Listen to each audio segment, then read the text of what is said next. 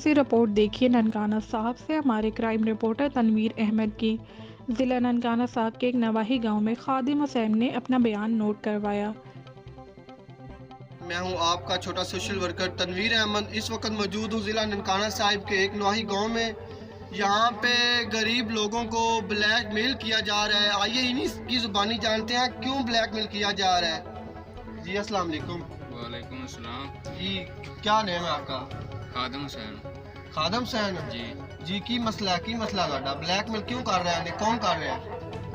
नार वाला महकमा जो है ना वो ब्लैकमेल कर रहा है। SDO मलक मुख्तार अहमद ते ओवरसीर ज़हीर गुज्जर साहब ते जिलेदार मोहम्मद असलम ए जी किस वजह तो ब्लैकमेल कर रहे हैं? क्यों कर रहे हैं? नार दे उत्ते गुजरन तो यानी कि ब्लैकमेल कर रहे हैं भी ये यानी कि असीं उन्होंने पैसे नहीं दिते है। सानू उन्होंने बकायदा नोटिस खिलाया है भी 1,08,000 रुपया यानी कि तुसीं जुर्माना पे करो नहीं तो तुहाडे ते FIR होएगी।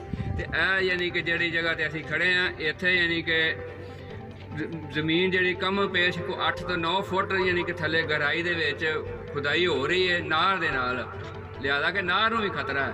ਤੇ ਇਹਨਾਂ ਕੋਲੋਂ ਯਾਨੀ ਕਿ ਵਾਹਦ ਇਹ ਰਸਤਾ ਹੈ ਵੀ ਜਿੱਥੋਂ ਸਾਰੇ ਯਾਨੀ ਕਿ ਲੋਕਾਂ ਨੇ ਗੁਜ਼ਰਨਾ ਹੈ। ਸ਼ੁਰੂ ਤੋਂ ਲੈ ਕੇ ਅਸੀਂ ਜੰਮੇ ਆ ਤੇ ਯਾਨੀ ਕਿ ਉਦੋਂ ਦਾ ਰਸਤਾ ਬਣਿਆ ਤੇ ਉਦੋਂ ਦੇ ਗੁਜ਼ਰਨ ਦਾ ਤੇ ਇਹ ਯਾਨੀ ਕਿ ਸਾਨੂੰ ਯਾਨੀ ਕਿ ਬਲੈਕਮੇਲ ਕਰਦੇ ਪਏ ਨੇ, ਪੈਸੇ ਲੈ ਕੇ ਤੇ ਸਾਨੂੰ ਯਾਨੀ ਕਿ ਤੰਗ ਕਰਦੇ ਨੇ।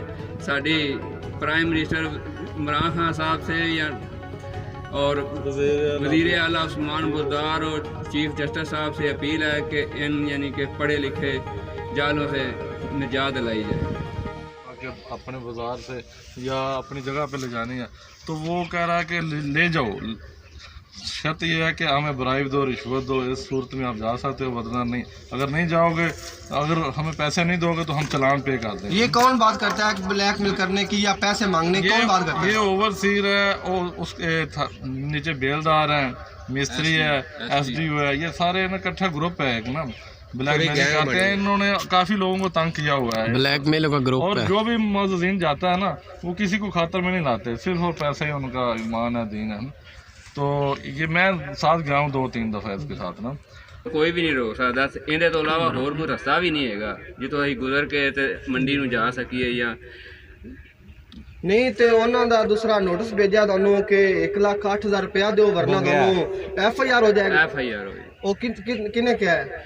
मलक मुख्तार अहमद जेड़ा SDO है बंगला सिखा वाला ते ज़हीर गुज्जर ओवरसीर जेड़ा जी जी इनसे जानते हैं आप दूसरे भाई से। जी आप बताएं। ये पहला जो कोरोना आया उदों तो लैके इतों भारी हैवी ट्रैफिक गुजरती रही, जिन्नी मंडी दी लाहौर तो जड़ा जाना सारी ट्रैफिक इतों गुजरती रही। बाद जी क्रेन थी, मैं इतने मौजूद साड़ी नाल जमीन है, उत्थे क्रेन लगी थी, क्रेन ने स्लैपां तोड़ियां। इन्हें तो इलावा फतूवाल तो मंथरी लैके ते मिट्टी उतों सटांगा रहा है जेड़ा एक्सीन ते उमर थी।